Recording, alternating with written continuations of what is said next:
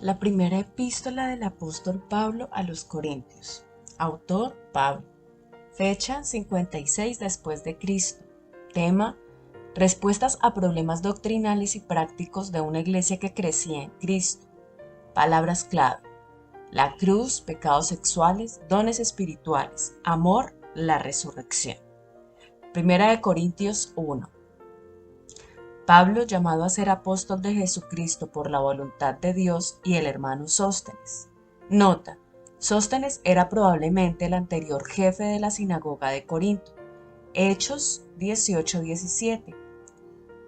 Versículo 2. A la iglesia de Dios que está en Corinto, a los santificados en Cristo Jesús, llamados a ser santos, con todos los que en cualquier lugar invocan el nombre de nuestro Señor Jesucristo, Señor de ellos y nuestro. Nota: todos los creyentes en Cristo son santos en virtud de su llamado, habiendo sido apartados para pertenecer a Él. Dedicados a Cristo, deben crecer progresivamente en santidad. Versículo 3. Gracia y paz a vosotros de Dios nuestro Padre y del Señor Jesucristo. Acción de gracias por dones espirituales. Versículo 4. Gracias doy a mi Dios siempre por vosotros, por la gracia de Dios que os fue dada en Cristo Jesús, porque en todas las cosas fuiste enriquecidos en Él, en toda palabra y en toda ciencia. Nota: enriquecidos. Nadie se empobrece por convertirse en cristiano. La riqueza particular que Pablo tiene en mente se inscribe en la esfera de los dones espirituales. De especial significado es su mención inicial de toda palabra presentada como enriquecedora, aunque más adelante introducirá severas restricciones sobre la manera de emplear los dones del habla. Versículo 6. Así como el testimonio acerca de Cristo ha sido confirmado en vosotros. Nota: el cambio de la vida de los corintios sirvió de confirmación divina al testimonio de Cristo dado por Pablo. Véase 2 de Corintios 3 del 1 al 3. Versículo 7. De tal manera que nada os falta en ningún don, esperando la manifestación de nuestro Señor Jesucristo. Nota: riqueza literaria. Don, relacionada con otras palabras derivadas de la raíz gozo, jovialidad, delicia. Don es gracia, buena voluntad, favor inmerecido. Es un don de gracia, un regalo gratuito y divino, dotación espiritual, facultad milagrosa. Se usa especialmente para designar los dones del Espíritu. 12:4-10. En el uso moderno, un carismático es alguien que tiene uno o más de estos dones obrando en su vida, o bien el individuo para quien estos dones también deben estar presentes en la iglesia de hoy. Versículo 8. El cual también os confirmará hasta el fin para que seáis irreprensibles en el día de nuestro Señor Jesucristo. Fiel es Dios, por el cual fuiste llamados a la comunión con su Hijo Jesucristo nuestro Señor. Nota: Pablo se regocija en la gracia de Dios que obra en su pasado, presente y futuro. Jesucristo certifica los eternos propósitos de Dios para con su pueblo. Irreprensibles. La confianza de Pablo en la aprobación final está basada en la fidelidad de Dios a sus promesas. ¿Está dividido Cristo? Versículo 10.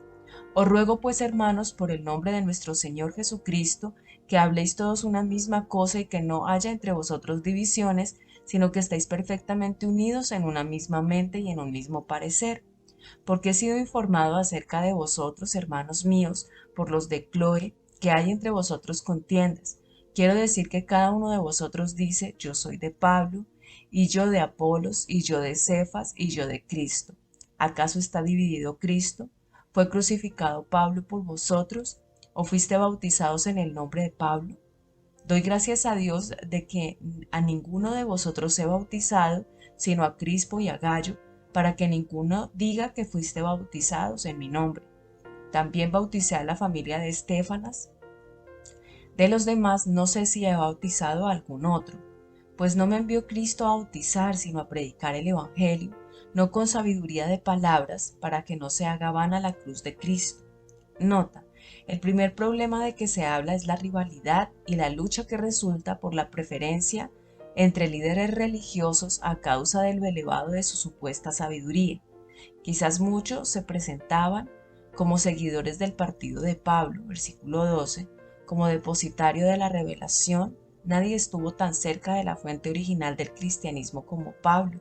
Este expresa su satisfacción por haber bautizado solo a unos cuantos para que ninguno pueda alegar que fue bautizado en el nombre de Pablo y asumir indebidamente un vínculo especial con él o una posición privilegiada entre los demás. El Evangelio tiene que ver con Jesucristo y nuestros deberes son para con Él y toda dignidad es en Él. Cristo, poder y sabiduría de Dios, versículo 18. Porque la palabra de la cruz es locura a los que se pierden, pero a los que se salvan, esto es a nosotros, es poder de Dios. Pues está escrito, destruiré la sabiduría de los sabios y desecharé el entendimiento de los entendidos. ¿Dónde está el sabio? ¿Dónde está el escriba? ¿Dónde está el disputador de este siglo? ¿No ha enloquecido Dios la sabiduría del mundo? Nota. ¿Dónde está el sabio? El profundo abismo entre los caminos humanos y divinos se evidencia a lo largo de la historia de la humanidad, como se pone de manifiesto en la cita del versículo 19, tomada de Isaías, y las 4 preguntas del versículo 20. Las políticas a favor de Egipto que manifestaba Israel en los días de Isaías parecían ser el único recurso razonable, pero eran completamente opuestas al plan divino de salvación. Isaías 29:14, versículo 21. Pues ya que en la sabiduría de Dios el mundo no conoció a Dios mediante la sabiduría, agradó a Dios salvar a los creyentes por la locura de la predicación. Porque los judíos piden señales y los griegos buscan sabiduría, pero nosotros predicamos a Cristo crucificado, para los judíos ciertamente tropezadero y para los gentiles locura, mas para los llamados, así judíos como griegos, Cristo, poder de Dios y sabiduría de Dios. Nota, el poder de Dios. El Evangelio es la revelación de la verdad, pero en última instancia es la obra del poder de Dios con su victoria sobre el pecado y la muerte. La salvación bíblica equivale nada menos que a una completa restauración del universo con un nuevo cielo y una nueva tierra. Versículo 25. Porque lo insensato de Dios es más sabio que los hombres y lo débil de Dios es más fuerte que los hombres. Nota, el mensaje de la cruz. Un mutuo antagonismo existe entre la sabiduría de este mundo y la sabiduría de Dios, y el conflicto se manifiesta de manera suprema en la cruz de Cristo. Dios obra más sabiamente y de manera más poderosa por vías directamente opuestas a las expectativas humanas. Aún viendo a Jesús en la cruz, los judíos pedían alguna señal de su poder. Los griegos hicieron de la búsqueda de la sabiduría un fin carente de significado en sí mismo, como descubrió Pablo en Atenas, Hechos 17:21. Versículo 26. Pues mirad, hermanos, vuestra vocación, que no sois muchos sabios según la carne, ni muchos poderosos, ni muchos nobles. Nota, una evaluación de los convertidos en Corinto muestra la mutua oposición entre la sabiduría humana y la divina. Solo unos pocos procedían del mundo de la cultura y las esferas sociales más sofisticadas. La esencia de la verdadera sabiduría reside en el conocimiento de los caminos y la voluntad de Dios y vivir en armonía con las realidades últimas creadas por el Señor. La sabiduría humana a la que Pablo se opone no es la del intelecto o la educación, sino la falsa independencia humana con respecto a Dios y la tendencia hacia la autosuficiencia. Dios rechaza la sabiduría humana a causa de su orgullo y la autoglorificación. Versículo 27. Sino que lo necio del mundo escogió Dios para avergonzar a los sabios, y lo débil del mundo escogió Dios para avergonzar a lo fuerte. Y lo vil del mundo y lo menospreciado escogió Dios y lo que no es, para deshacer lo que es, a fin de que nadie se jacte en su presencia. Mas por él estáis vosotros en Cristo Jesús, el cual nos ha sido hecho por Dios sabiduría, justificación, santificación y redención. Nota, justificación es un término jurídico, representa la determinación divina de convertir todo mal en bien. Su dádiva al culpable para remover toda condena y justificarlo, incluyendo el retiro completo de los cargos en su contra. Santificación es un símbolo tomado del templo y revela la necesidad de purificación. Supone ser renovados por el poder del Espíritu Santo, el cual hace posible una vida aceptable ante Dios y conduce hacia nuestro perfeccionamiento final en su presencia.